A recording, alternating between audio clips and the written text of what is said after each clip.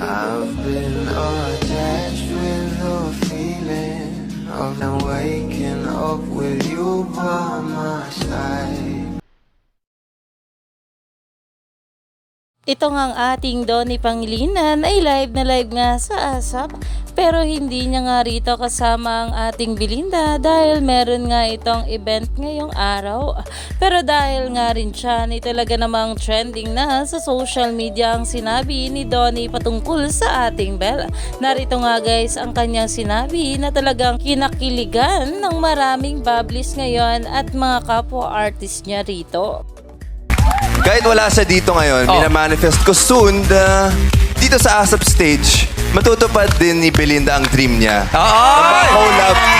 Naman umani nga agad ito ng maraming komento na ayon nga rito, you know it's a spell but the eyes never lie.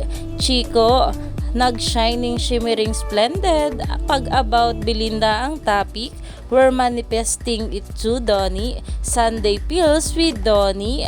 At sabi pa nga rito, one thing about Donnie, he will always bring up Belle any chance he gets.